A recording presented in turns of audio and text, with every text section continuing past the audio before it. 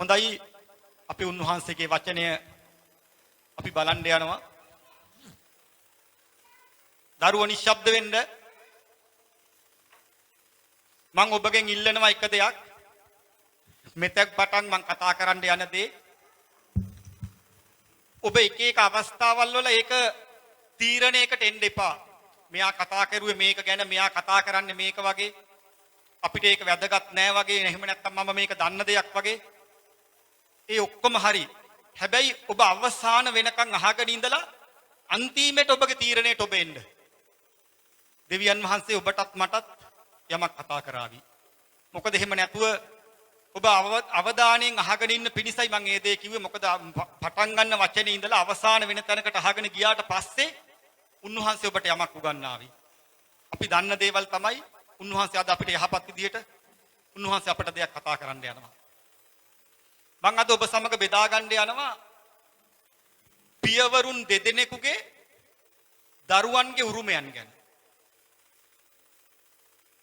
මේ පොළවේ ඉන්නා වූ සෑම දරුවෙකුටම අපි කතා කෙරුවොත්, අපි මේ ආගමික පැත්තෙන් අපි කතා කෙරුවොත්, ධර්මයේ අනුව කතා කෙරුවොත්, පියවරුන් දෙදෙනෙකුගේ දරුවේ තමයි මේ පොළවේ ඉන්නේ. ඒ දරුවන්ගේ උරුමය මොකක්ද කියන එක අද අපි බලන්න යනවා.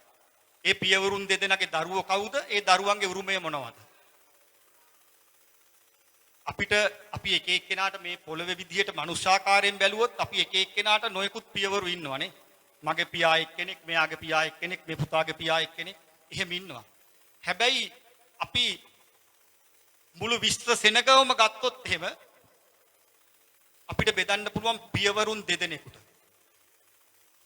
ඒ දෙදෙනාගේ දරුවෝ තමයි අපි මේ පොළවේ ඉන්න ඔක්කොම.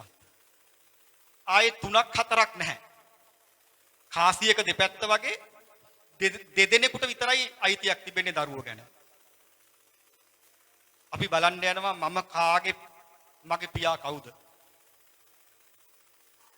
අපි යාළුවෝ හැටියට ඉදිනේ සමහර යාළුවන්ගෙන් කියනවා, යාළුවෝ දිහා බලලා මූ කාගේ දරුවෙක්ද මන්ද? අපිටත් සමහර වෙලාවට අපිටම අපි තේරුම් ගන්න ඕන ඇත්තටම මගේ අයිතිකාරයා කවුද? මගේ පියාණන් වහන්සේ කවුද? මට ලැබෙන්න යන උරුමය මොකද්ද? මේ ගැන අපිට පොඩි අවබෝධයක් තිබෙන්න ඕන. අපි ඉස්සරලා මුන්වහන්සේගේ වචනේ පදයකට ගිහිල්ලා එමු. රෝම පොතේ 8 වෙනි පරිච්ඡේදයේ 17 වෙනි පදේ.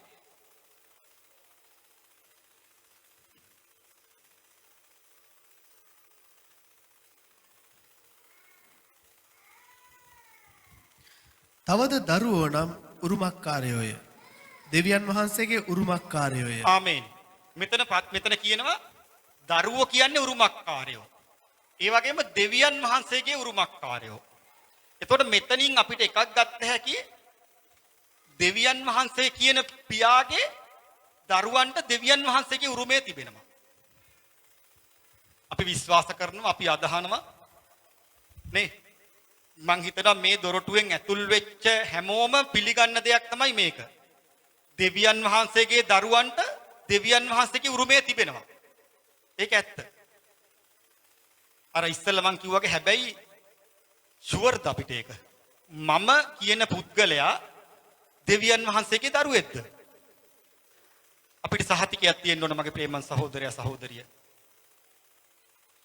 අපිට මගේ තාත්තා ගැන ඇත්තටම මට සහතිකයක් නැත්තම් එතන පොඩ්ඩක් නේ නිකන් අර ගැස්සෙන ස්වභාවයක් තිබෙනවා. ඒ නිසා අද අපි මේක අවසානයේදී අපි හරීම තැනකට එමු. ඇත්තටම මගේ පියාණන් වහන්සේ මෙතන කියනවා දරුවෝ නම් උරුමකාරයෝය, දෙවියන් වහන්සේගේ උරුමකාරයෝය. ක්‍රිස්තුස් වහන්සේ හා සමග හවුල් උරුමකාරයෝය. නේ ක්‍රිස්තුස් වහන්සේ එක්කලා අපිට උරුමයක් තිබෙනවා. ඒ අපේ පියාණන් වහන්සේ අපි කියනවා දෙවියන් වහන්සේ, දෙවි පියාණන් වහන්සේ. අපි කතාවට ගියාම කියන්නේ කොහොමද? පියාණන් වහන්සේ. පියා කියන වචනේ එන්නෙම පුතාලාට, දුවලාට, දරුවන්ට. දරුවන්ට තමයි කතා කරන්න පුළුවන් පියාණනේ කියලා.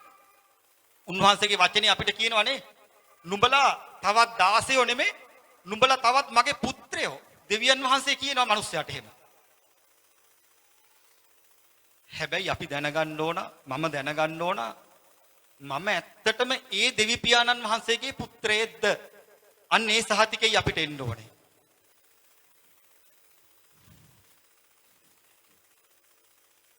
අපි උරුමය ගැන කතා කරුවොත් එහෙම සමහර වෙලාවට නේ දරුවන්ට දැන් අපිට හිතෙනවා ඇති මගේ දෙවියන් වහන්සේගේ උරුමය මට අයිති වෙනවා. හැබැයි දරුවෝ කුඩා කාලෙදී එයාගේ තාත්තා කොච්චර සල්ලිකාරයෙක් වුණත් ගොඩක් පොහොසත් පියවරුන්ට දරුවෝ ඉන්නවා. ඒ දරුවට තාත්තා කුඩා කාලේදී ඒ නිසි වයසට එනකන් තාත්තගේ උරුමය දෙන්නේ නැහැ. ගෙදර වැඩකාරයෙක් හිටියොත් සමහර වෙලාවට මේ දරුවට වඩා වැඩකාරයාට එතන අයිතිය හම්බ වෙලා තියෙනවා. සුඛෝපභෝගී වාහනයක් ගෙදර තියෙනවා නම් එහෙම දරුවට ඒක පදින්න අයිතියක් නැහැ. හැබැයි වැඩකාරයෙක් කෙනා ඒක නැකගෙන යනවා එයා පදිනවා. ඒ ආසාව එයාට අයිති වෙනවා. දරුවට නිසි වර්ධනයේ ඇවිල්ලා නිසි වයසට ආවට පස්සේ තමයි පියාගෙන් ලැබෙනා උරුමේ අයිති වෙන්නේ. ඒක තමයි ලෝකේ ස්වභාවයත් මා විශ්වාස කරනවා දෙවියන් වහන්සේයි අපි අතරත් අපි අද අපේ සහෝදරය අපිට අනර්ග වචනයක් ලෝක කතා කෙරුවා. අපි සමහර වෙලාවට ලදරු කිතුනුව වගේ. ලදරු ගතිය තියෙද්දි ගොඩාක් දේවල් අපිට අහිමි වෙනවා. මොකද අපිට ඒක තේරුම් ගන්නත් බෑ. අපිට දරා ගන්න ශක්තියකුත් නැහැ. අපිට ඒ උරුමයක් භුක්ති විඳින්න බෑ. ලෝකෙත් එහෙමයි. ලදරුවන්ට ගෙදර කොච්චර අයිති දේවල් තිබුණා වුණත් එයාට දෙන්නේ නැහැ ඒක. එයාට ඒ නිසි කාලයක් ආවහම තමයි මේ දේ ලැබෙන්නේ යන්නේ. අපි අපේ මාතෘකාවට ඉක්මනට එමු. අපේ යේසුස් වහන්සේ කියනවා මාර්ගයත් සැබෑවත් ජීවනයත් මම වෙමි. අපි මේ පදේ පොඩ්ඩක් බලමු. සුද්ධ යෝහන් 14:6. සුද්ධ යෝහන් 14 වෙනි පරිච්ඡේදයේ 6 වෙනි පදේ කියනවා යේසුස් වහන්සේ ඔහුට කියනසේක් මාර්ගයද සැබෑවද ජීවනයේද මමය. ඒක තව පල්ලෙහාට තියෙනවා. මා කර්ණ කොටගෙන මිස කිසිවෙක් පියාණන් වහන්සේ වෙතට. යේසුස් වහන්සේ කියනා වූ සැබෑව ජීවනයේ මාර්ගය කියන යේසුස් වහන්සේ කර්ණ කොටගෙන තමයි දෙවි පියාණන් වහන්සේ ගාවට යන්න පුළුවන්. එතකොට අපි තව තැනක කියනවා මේ යේසුස් වහන්සේම තමයි දෙවියන් වහන්සේ. මෙතන කියනවා සැබෑව මමයි. මම මේකේ අනිත් පද දෙකට වඩා මම වැඩිපුර අද ගන්න යනවා මේ සැබෑව කියන වචනය. යේසුස් වහන්සේ කියනවා සැබෑව නම් මමයි. ඒ සැබෑවේ පියාගාවට යන්න පුළුවන් වෙන්නේ මේ සැබෑකමේ දරුවන්ටයි. ඒ පියාගේ අයිතිය පියාගේ උරුමේ අයිති වෙන්න යනවා සැබෑකමේ දරුවන්ට. අපි බලන්න ඕන අපි සැබෑවේ දරුවෝද සැබෑකමේ දරුවෝද? ලෝකෙ මෙන්න මෙහෙම දෙයක් සිද්ධ වෙනවා. මට ඇත්තටම ගත්තොත් එහෙම ඔබට තේරෙයි ඔබ එක එක්කෙනාගේ දරුවා ගැන මගේ දරුවා ගැන මම ගත්තොත් මට හරි ආසාවක් තිබෙනවා මගේ දරුවා ඉහළට එනවට. මගේ දරුවා ඉහළ තැනකට එනවට මගේ දරුවා උසස් වෙනවට හැම වෙලාවෙම මම කියන පුද්ගලයා උත්සාහ කරනවා මගේ දරුවව කැපී පෙනෙන කෙනෙක් කරන්න. ඔබගේ හදවතේ මම හිතනවා එහෙම ආසාවක් ඔබටත් තියෙනවා ඇති. ඔබගේ දරුවා යම් තැනක ඉහළ ස්ථානයකට එනවට දරුවා යම් කණ්ඩායමක් අතරදී එයා කැපී පෙනෙන කෙනෙක් වෙනවට ඒ පියා හරි ආසයි. ඒකට උත්සාහත් කරනවා ගොඩක් වෙලාවට.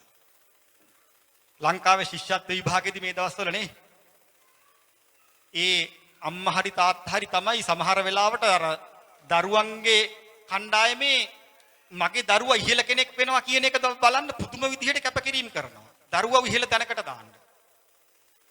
අපේ යේසුස් වහන්සේත් මේ සැබෑව කියනා වූ පියාණන් වහන්සේ උන්වහන්සේගේ දරුවන්ව මේ සැබෑකමත් එක්කලා ඉහළට ගෙනෙන්න උන්වහන්සේ ගොඩාක් උත්සාහ කරනවා. හැබැයි මේක බලෙන් දෙන්න බෑ. උන්වහන්සේ හැම වෙලාවෙම උත්සාහ කරනවා උන්වහන්සේගේ දරුවන්ට උන්වහන්සේ තුල තිබෙනා වූ ගතිගුණ. උන්වහන්සේ කිව්වේ කොහොමද අපිව මවලා තියෙන උන්වහන්සේගේ ස්වරූපෙට උන්වහන්සේගේ ස්වභාවයට අපිව මවලා තිබෙනවා. එතකොට උන්වහන්සේගේ ඒ ශාරීරික ස්වභාවයට වඩා අපි දකින්නා උන්වහන්සේ තමයි සැබෑව. උන්වහන්සේ තමයි ප්‍රේමය. උන්වහන්සේ තමයි ජීවනය. අප තුලින් මේ දේවල් උන්වහන්සේ බලාපොරොත්තු වෙනවා.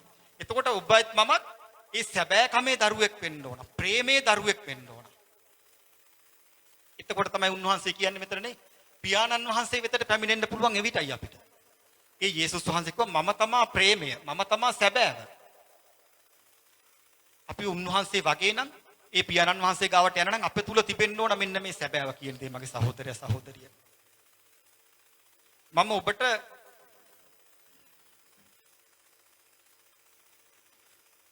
සැබෑව කියන වචනේත් එක්කලා ඒකේ විරුද්ධ පදේ ගත්තොත් මේ මගේ මාතෘකාව ගොඩක් පහසු වෙනවා මේකේ විරුද්ධ පදෙත් එක්කලා අපි කතා කරුවොත් එහෙම. සැබෑව සත්‍ය මේකට විරුද්ධ පද ගොඩාක් තිබෙනවා.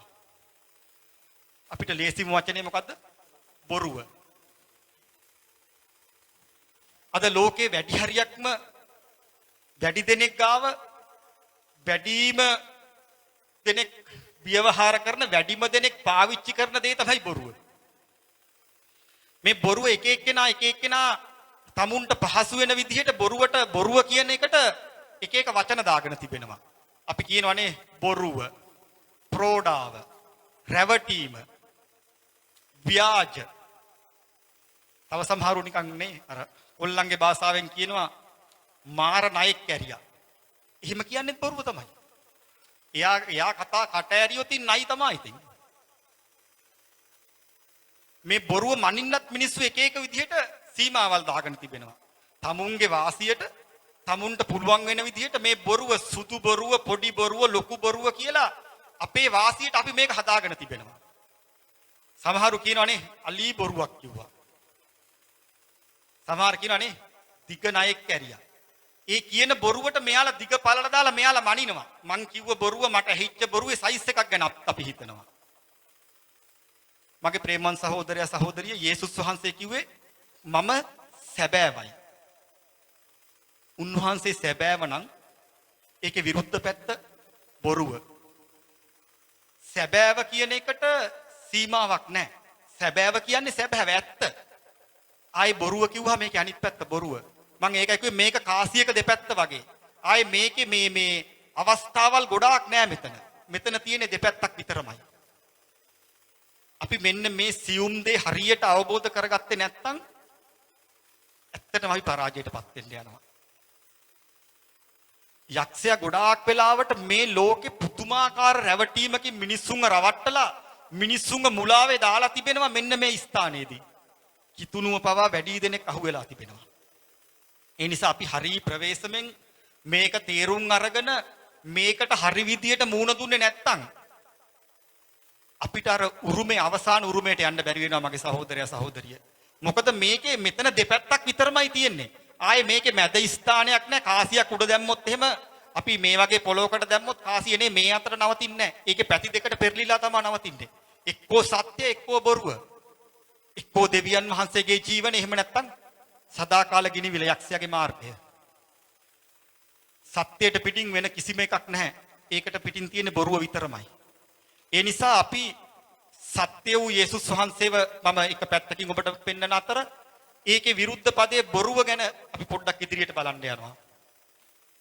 අපි බැලුවොත් එහෙම 1 යෝහන් 2 වෙනි පරිච්ඡේදයේ 4 වෙනි පදේ 1 යෝහන්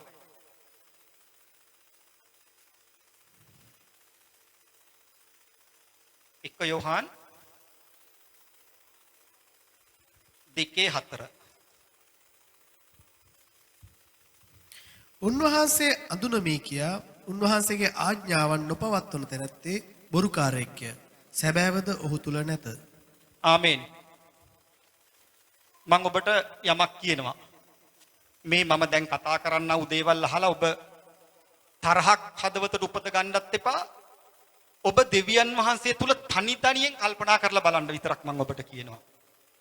මෙතන කියනවා උන්වහන්සේව අඳුනමේ කියා. අපි සමහර වෙලාවට ඇත්තටම අපි කියනවා මම ජේසුස් වහන්සේව අඳුරනවා. මම ජේසුස් වහන්සේගේ දරුවෙක්.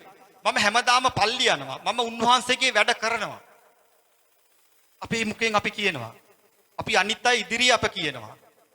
හැබැයි මෙතන කියනවා උන්වහන්සේව අඳුනමේ කියා. උන්වහන්සේගේ ආඥාවල් නොපවත්වන තැනැත්තේ බොරුකාරයෙක්ය. සැබෑව දොහු තුල නැත. යේසුස් වහන්සේ කිව්වේ මම සැබෑව මම සත්‍ය. හැබැයි මෙතන කියනවා මාව අඳුරනවයි කියලා මේ කතා කරන්නේ මගේ සහෝදරයා සහෝදරිය මෙතනින් එළියේ ඉන්න ලෝකේ මිනිස්සයාට නෙවෙයි උන්වහන්සේ කතා කරුවේ. එදා යෝහාන් තුමා මේක ලිව්වේ එයාත් එක්කලා උන්නු එයාව දන්න මොකද සුද්ධ බයිබලයේ කියෙව්වේ ගොඩාක් වෙලාවට උන්වහන්සේව දන්න සෙනඟක්. උන්වහන්සේව නොදන්න සෙනඟකට ඒක යනවට වඩා මෙතන කතා කරන්නේ උන්වහන්සේව අඳුනමේ කියා උන්වහන්සේගේ ආඥාවන් නොපවත්තන අයට. උන්වහන්සේව දන්න සෙනඟකට උන්වහන්සේ කතා කරනවා. උන්වහන්සේ කියනවා උන්වහන්සේගේ ආඥාවන් නොපවත්තන තැනැත්තේ බොරුකාරයෙක් කිය. සැබෑව දොහු තුල නැත. සත්‍ය කියන දේ ඔවුන් තුල නැහැයි කියලා උන්වහන්සේ කියනවා. උන්වහන්සේගේ වචනේ. අපි ඒක තව චුට්ටක් පහදලි කරගන්න අපි ඉස්සරහට ගියොත් එහෙම මේ යක්ෂයා කියන්නා වූ සාතන් පුදුමාකාර විදිහට මිනිස්යන්ව රවට්ටලා මේ බොරුවට හරි ලස්සන ආටෝපයක් අතුල්ලලා තිබෙනවා. ඒ නිසා මිනිස්සු සමහර වෙලාවට නේ බොරු ඇයි මිනිස්සු බොරු කියන්නේ? මිනිස්සු ගොඩාක් වෙලාවට කාව හරි මිනි මරන්න බලාගෙනම නෙමෙයි බොරු කියන්නේ. තමුන්ට වාසියක් ගන්න ඕන වුණාම වැඩපොළවල් වල බොරු කියනවා. එහෙම නැත්නම් තව කාව හරි නිකන් සාමාන්‍ය විදියට රවට්ටන්න යාළුවන්ට විහිළුවට බොරු කියනවා කියලා බොරු කියනවා. අපිට ප්‍රයෝජනයක් වෙන විදියට අපි බොරු කියනවා. හිතලා එහෙම් මෙහෙන් සමහර අවස්ථාවල් වලනේ කෙනෙකුව කැපිලා යන විදියටම බොරු කියනවා. ඒ හැම තැනකම ක්‍රියා කරන්නේ යක්ෂයා මගේ සහෝදරයා සහෝදරිය. අද ඔබට උන්වහන්සේ උගන්වන්න යනවා මේ බොරුවේ තිබෙනා වූ විනාශකාරීකම. අපි බැලුවොත් එහෙම සුද්ධ යෝහන් 8 වෙනි පරිච්ඡේදයේ මෙතන සිද්ධියක් සිද්ධ වෙනවා. ජේසුස් වහන්සේයි එදා යුදෙව් සෙනගයි අතර විවාදයක් ඇති වෙනවා. මේ විවාදයට ඉන්නේ එක පැත්තක ජේසුස් වහන්සේ මේක සත්‍ය සිදුවීමක්. අනිත් පැත්තෙන් ඉන්නේ දෙවියන් වහන්සේගේ ව්‍යවස්ථාව දන්න දෙවියන් වහන්සේ තෝරගත්තු සෙනගයි කියන ඒ යුදෙව් සෙනග ඊශ්‍රායෙල් සෙනග. මේ දෙගොල්ලෝ අතර තමයි යේසුස් වහන්සේත් එක්කලා ඇති වෙන ප්‍රශ්නයක්. අපි කියවමු යෝහන් 8 වෙනි පරිච්ඡේදයේ යෝහන් 8:39. ඔහු උත්තර දෙමින් අපගේ පියාණෝ ආබ්‍රහම්යයි උන්වහන්සේට කීවෝය. යේසුස් වහන්සේ ඔවුන්ට කියනසේක් නුඹලා ආබ්‍රහම්ගේ දරුවෝ නම් ආබ්‍රහම්ගේ ක්‍රියා කරන්නහුය. ආමෙන්. දැන් මෙතන සිද්ධියක් සිද්ධ වෙනවා. දැන් යේසුස් වහන්සේයි මේ යුදෙව් සෙනගයි. යුදෙව් සෙනග කියද්දී අපි නැවතත් පොඩ්ඩක් අවබෝධ කරගමු. දෙවියන් එයාලා හිතාගෙන ඉන්නවා එයාලාව දෙවියන් වහන්සේ තෝරගත්තු සෙනග. එයාලා දෙවියන් වහන්සේගේ දරුවෝ. එයාලාගේ පියා දෙවියන් වහන්සේ. ඒ හින්දා දැන් මෙයාලා හරි කියන තැන හිටපු සෙනගක් මෙයාලා. සමහර වෙලාවට ඔබත් මමත් මෙවැනි තැනක ඉන්න පුළුවන්. අපි හිතනවා මම හරි තැනයි ඉන්නේ. මම දෙවියන් වහන්සේගේ දරුවෙක්. මගේ පියා දෙවියන් වහන්සේ. උන්වහන්සේට ඕන දේ තමයි මම මේ කරන්නේ කියන එක මගේ සිතවිල්ලට මට හිතාගෙන ඉන්න පුළුවන් කමක් තිබෙනවා. මේ සිද්ධිය හොම ගියාම අපි බලමු ඊට පස්සේ 41 වෙනි පදේ නුඹලා නුඹලාගේ පියාගේ ක්‍රියා කරහුයයි කීසේක. එවිට ඔව්හු අපි වෛශ්‍යකමින් උපන්නෝ නොවුව. අපට ඇත්තේ එකම පියාණෝය. ඒ දෙවියන් වහන්සේයයි කීවෝය. දැන් මෙතන මේ ජේසුස් වහන්සේ එක්කලා දැන් අනිත් පැත්තෙන් තරක කරනවා. ඔබ වහන්සේ කොහොමද එහෙම කියන්නේ? නුඹලා නුඹලාගේ පියා කරුයයි කීසේක. ඒ කියන්නේ ජේසුස් වහන්සේ කියනවා උඹලා එහෙනම් එයාගේ ක්‍රියාවල් නුඹලා කරන්නේ. ආබ්‍රහම්ගේ දරුවෝ කියලා කිව්වා දෙවියන් වහන්සේගේ දරුවෝ කිව්වා. එතකොට අහනවා. එතකොට ඔයාලා මේ කරන්නේ එයාගේලාගේ වැඩමද මේ කරන්නේ? ඒ ක්‍රියාවල්ද මේ කරන්නේ? මේ මිනිස්සුන්ට තරහ යනවා එතනදී. යේසුස් වහන්සේට මෙයාලා කියනවා අපි වෛශාකමින් උපන්න නොවමුව. ඒ කියන්නේ අපිව ඇත්තටම අර අපි ලෝකේ වචනෙන් කිව්වොත් එහෙමනේ මේ අයාලේ කිල් හැදිච්ච දරුවෝ නෙමෙයි අපි. අපි යහපත්ව පැහැදිලිවම අපිට තියෙනවා අපිට උරුමයක් තියන්නා වූ අපි හරියට ජාතක වෙච්ච પરම්පරාවක්. දැන් යේසුස් වහන්සේ කළ විවාදයකට එනවා මේ යුදෙව්වරු. එයාලා කියනවා අපි වෛශාකමින් උපන්නෝ නොවමුව. අපට ඇත්තේ එකම පියාණෝය. ඒ අපගේ දෙවියන් වහන්සේයයි කීවෝය. ඒතර මෙයාලාගේ සාමාන්‍ය මනුස්ස සිතවිල්ලත් එක්කලා මෙයාලා වැරදි නැහැ. මෙයාලා කියන්නේ අපේ પરම්පරාවේ ආබ්‍රහම්ගේ પરම්පරාවෙන් ආපු අපිට අයිතිය තියෙන්නේ දෙවියන් වහන්සේට. අපි දෙවියන් වහන්සේගේ දරුවෝ. අපි දෙවියන් වහන්සේගෙන් උපන් සෙනගක්. වචන වලින් හරි ඇති මගේ සහෝදරයා සහෝදරිය. හැබැයි අපි තුල අපි කියනා වචන වල මේක තිබ්බට අප තුල සැබෑකම නැත්තම් සැබෑවට මේ දේ අප තුල නැත්තම් යේසුස් වහන්සේ මෙතන පැහැදිලි කරනවා යාළුවාට. අපි කියමු 42 වෙනි පදේ. යේසුස් වහන්සේ ඔවුන්ට කියනසේක් දෙවියන් වහන්සේ නුඹලාගේ පියාණෝ නම් නුඹලා මට ප්‍රේම කරන්නහුය. මක් නිසාද මම දෙවියන් වහන්සේ කෙරෙන් නික්ම ඇවිත් සිටිමි. මාගේ කැමැත්තෙන් මා ආවා නොව ආමේන්. උන්වහන්සේ මා එව්සේක. දැන් මෙතනත් අපිට කියනවා අපි ඇත්තටම දේව දරුවෝ නම් උන්වහන්සේ මට ඇතුළු ඔබට කතා කරනවා. උන්වහන්සේ කියනවා උඹලා දෙවියන් වහන්සේගේ දරුවෝයි කියලා හිතාගෙන ඉන්නවා නම් ඒ විදියට හැසිරෙනවද? යේසුස් වහන්සේ ප්‍රේමයයි. යේසුස් වහන්සේ කියන විදියට අපි හැසිරෙන්නේ. උන්වහන්සේගේ ආඥාවන් අපි ඇත්තටම පිළිපදිනවද? ඔබ කල්පනා කරලා බලන්න මගේ සහෝදරයා සහෝදරිය. ඔබගේ හදවතේ ඇත්තටම ඒ සැබෑකම, ඒ සත්‍ය, ඒ විදිහටම තියාගෙනද ඔබ හැසිරෙන්නේ? දෙවියන් වහන්සේගේ ආඥාවල් ඒ විදිහටම ඔබ පිළිපදිනවද? උන්වහන්සේ මෙතන ඒ යුදෙව්වරුන්ට බය නැතුව උන්වහන්සේ කතා කරලා කිව්වේ නෑ නුඹලා මේ දේවල් කරන්නේ නෑ. ඊළඟ පදේ අපි කිව්වොත් 44 වෙනි පදේ මේක හොඳට අහගන්න. නුඹලා නුඹලාගේ පිය වූ යක්ෂයාගෙන්ය.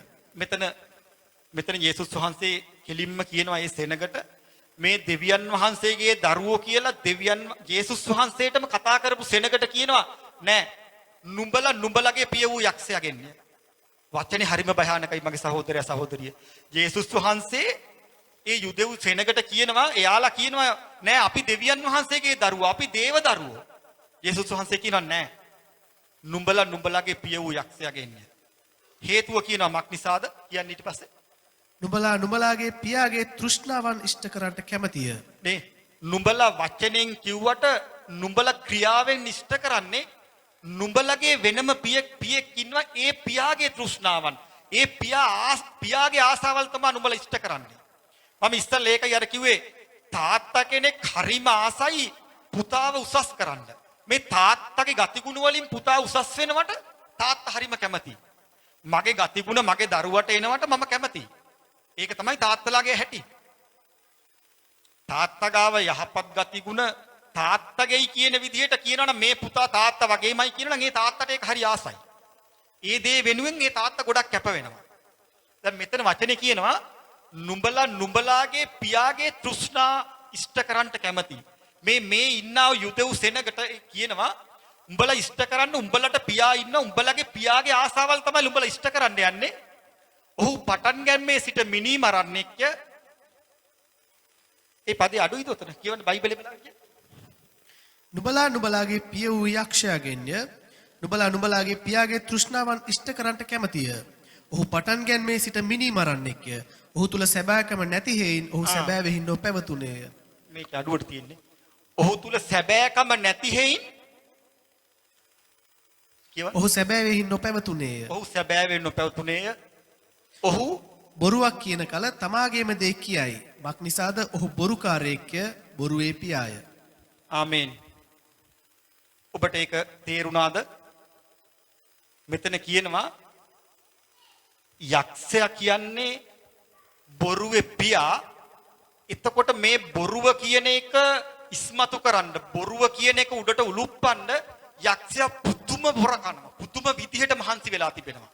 ඒ නිසා මේ බොරුව කියන එක අපේ ඇඟේ තියෙද්දි මම කතා කරන පොඩි බොරුව ලොකු බොරුව මට දැනෙන්නේ නැහැ ඒක. මම හිතනවා මේක හරි නිකන් පොඩි දෙයක්. ඒක යහපත් දෙයක්. ඒ වගේ නිකන් හිතට දැනෙන්නේ නැතුව ගණන් ගන්නෙ නැතුව අද බොරුව මේ ලෝකේ හැම තැනකම ව්‍යාප්ත වෙලා තියෙනවා. සභාව තුල වේවා මග තුල වේවා අපගේ හැම තැනකම මේ බොරුව හරි ලස්සනට හරි අලංකාරව යක්ෂයා විසින් මේක නිකන් අපිට වර්ධනය කරලා දීලා තිබෙනවා. මගේ සහෝදරයා සහෝදරිය අපි මෙතනින් ප්‍රවේශම් වෙන්න ඕන. මක් නිසාද දෙවියන් වහන්සේගේ දරුවෝ ගාව තිබෙන්න ඕනේ ඒ සත්‍යතාවයේ ගුණාංග. උන්වහන්සේ සත්‍ය, උන්වහන්සේ සැබෑව. ඊට පිටින් අපි ගාව බොරුව තිබුණොත් අපි කතා කරලා වැඩක් නෑ අපි යක්ෂයාගේ. එතනින් එහාට ඒකේ දෙකක් නෑ මගේ ප්‍රේමන් සහෝදරයා සහෝදරිය. මා තුල බොරුව තිබෙනවා නම් මම යක්ෂයාගේ දරුවෙක්. ඒක එතනින් එහාට බයිබලයට එකඟව එතනින් එහාට ආයේ දෙකක් නෑ. උන්වහන්සේ කෙලින්ම මෙතන කතා කරනවා. ඔහු බොරුවේ පියාය බොරුකාරයෙක්. මා තුල බොරුව තිබෙනවා නම් මම යක්ෂයාගේ දරුවෙක්. ඒක මම අමාරුවෙන් හරි මම පිළිගන්න ඕන. මේකේ භයානකකම මොකක්ද දන්නවද? ලෝකේ කරනවා සමීක්ෂණයක් ළඟදී. ඒක එක රටක නෙමෙයි රටවල් ගොඩක කරනවා. රටවල් ගොඩක ජාතීන් ගණනාවක් අරගෙන එක එක වර්ගවල සෙනග අරගෙන මෙයාලා සමීක්ෂණයක් කරනවා මිනිස්සුયો කියන බොරු ගැන. මිනිස්සුන්ට බොරු කියන්නේ නැතුව කොච්චර ඉන්න පුළුවන්ද කියන එක තමයි මේකේ අවසාන උත්තරේ මෙයාලා හොයන්නේ. උත්තරේ ප්‍රතිඵලය හැදී හරිම භයානක හිතෙනවා. දුක හිතෙනවා. අවසානයේට මෙයාලා හොයා ගන්නවා 95ක් සෙනගට 95ක් මිනිස්සුන්ට සතියකට එක බොරුවක්වත් කියන්නේ නැතුව ඉන්න බෑ. 105ක් තමයි බොරු නොකිය ඉන්න පුළුවන් සෙනග ඉන්නේ. සතියකට එක බොරුවක්වත් එක බොරුවක්වත් කරන්නේ නැතුව වංචාවක් කරන්නේ නැතුව 95ක් සෙනගට ඉන්න බෑ. මෙයාලා මේක ලෝකෙට ඉදිරිපත් කරලා තියෙනවා දැන්. බලන්න යක්ෂයා බොරුවේ පියාවන යක්ෂයා මොන තරම් මේ ලෝකයේ සෙනග අතර ජය අරගෙන තිබෙනවද? කොච්චර භයානකව තිබෙනවද? ඔබ මා අදහන දෙවියන් වහන්සේට මේ බොරුව සමග ගනුදෙනුවක් නැහැ. උන්වහන්සේ සත්‍යතාවයේ දෙවියන් වහන්සේයි.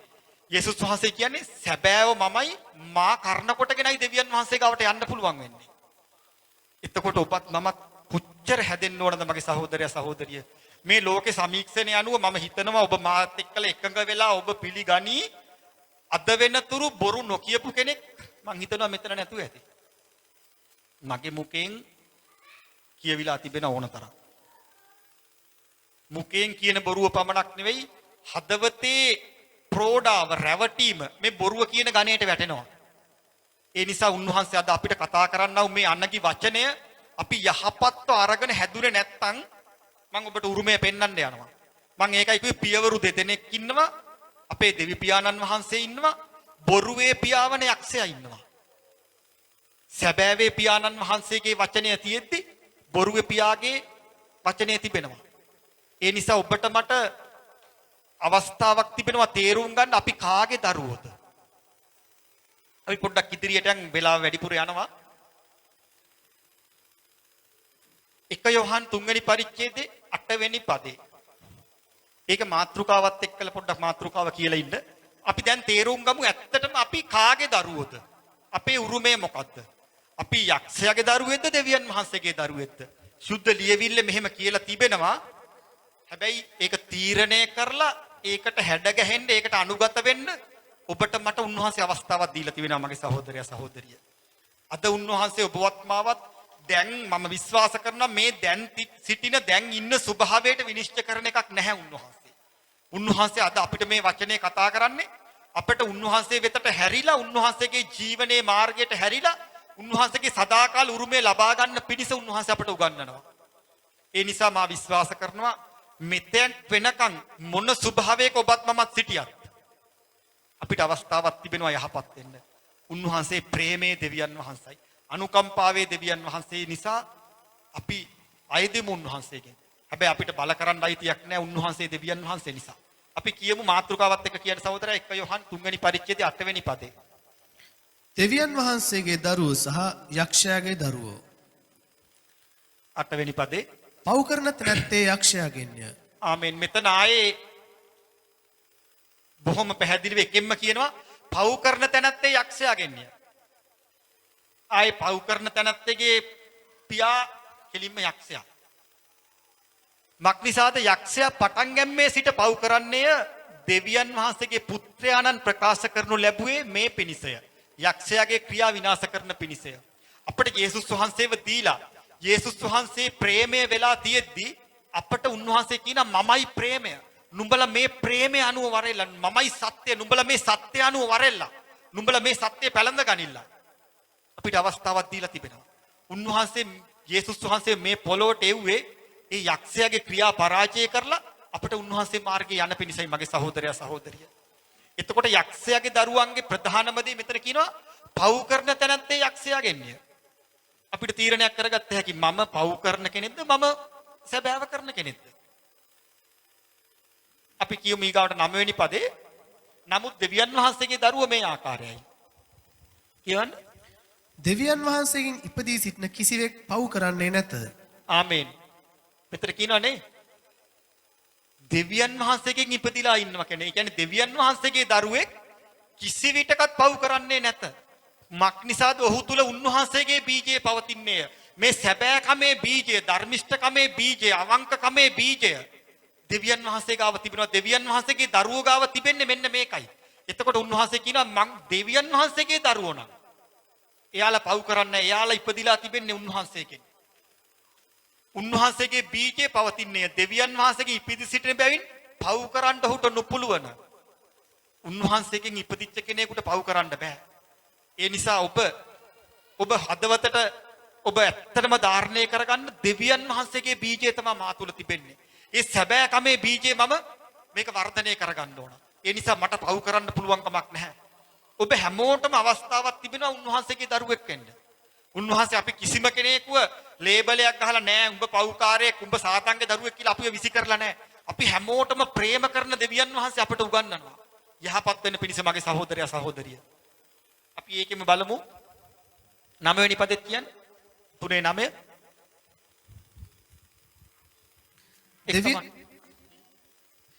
දෙවියන් වහන්සේගෙන් ඉපදී සිටින කිසිවෙක් පව් කරන්නේ නැත.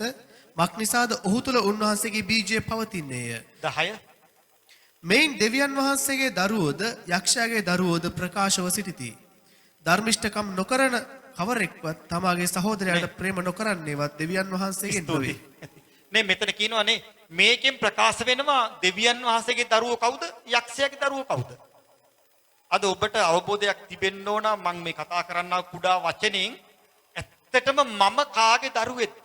මා තුල සැබෑකම තිබෙනවා නම් මා තුල යේසුස් වහන්සේ කිව්වා වගේ මම යන්නේ සැබෑවත් එක්ක නම් මා තුල වංචාව නැත්තම් මම ඇත්තටම දෙවියන් වහන්සේගේ දරුවෙක්. හැබැයි සැබෑකමට පිටින් බොරුව, වංචාව, ප්‍රෝඩාව, රැවටීම මේවත් එක්ක නම් මම ඉන්නේ. මම යක්ෂයාගේ දරුවෙක්. වෙන් කරගන්න හරිම ලේසි. ඒ නිසා උන්වහන්සේ ඔබටත් මටත් කතා කරනවා මේ දෙයින් නුඹලා ඉගෙනගෙන නුඹලා යහපත් වෙයල්ලා. මේක සදාකාල ජීවනයේ උරුම කරගන්න පමණක් නෙවෙයි. බොරුව කියන එක මේ ජීවිතයේ තිබුණොත් එහෙම මගේ සහෝදරයා සහෝදරිය මේ ලෝකෙදි පවා අප මේ ජීවත් වෙන්නා වූ සමාජයේදී පවා අප විනාශ වෙන්න යනවා. අපි කියවන්න යන්නේ නැහැ. අපි දකිනවා අනනිය සහ සප්පිරා කියනා වූ මේ යුවල මේ දෙදෙනා දෙවියන් වහන්සේගේ පාමුල ඇත්තටම මැරිලා වැටුණා එදා සභාවේ. එයාලා සුද්ධාත්මයන් වහන්සේට විරුද්ධව බොරු කියන්න ගියා.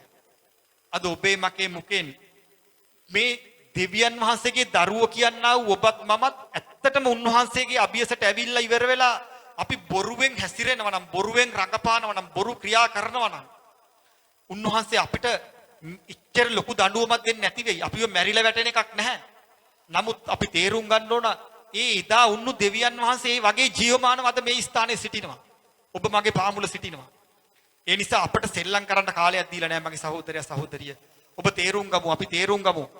අපි ඇත්තටම රැවටිලා තිබුණා වූ අපිට කනට දැනුනේ බොරුව කියන එක නිකන් ලොකු දෙයක් නෙමෙයි වගේ නම්. ඔබ අද තේරුම් ගන්න. යක්ෂයා ඒ රවට්ටලා මේ බොරුව කියන දේ පාට කරලා තීන්ත ගාලා හරි ලස්සන එකක් වගේ දීලා තිබෙනවා. අපි හිතනවා ලෝකේ තව වචනයක් තිබෙනවා. නේ අර මරණීය බොරු, මරණීය පාප. ඒක සීමාවක් වෙන් කරලා උන්වහන්සේ දීලා නැහැ බොරුවට. අපි මනිනවා වගේ නේ අර දිග ණයෙක් කැරියා වගේ බොරුව දිගට මනින්නවත්, අලි බොරුවක් කිව්වා වගේ බරට මනින්නවත් එහෙම එකක් අපිට දීලා නැහැ. බොරුව කියන්නේ බොරුව විතරයි, සැබෑව කියන්නේ සැබෑ විතරයි මගේ සහෝදරයා සහෝදරිය. අපි ඒ නිසා අපි බලන්න යනවා අවසාන වශයෙන් අපිට උරුම වෙන්නේ මොනවාද? දෙවියන් වහන්සේගේ දරුවට උරුම වෙන්න යන්නේ මොකද්ද? සැබෑවේ දරුවගේ උරුමය සහ බොරුකාරයාගේ උරුමය මොකද්ද? අපි එමු එලිදරව් 21 වෙනි පරිච්ඡේදයට. එලිදරව් 21 27 වෙනි පදේ කියන්නේද?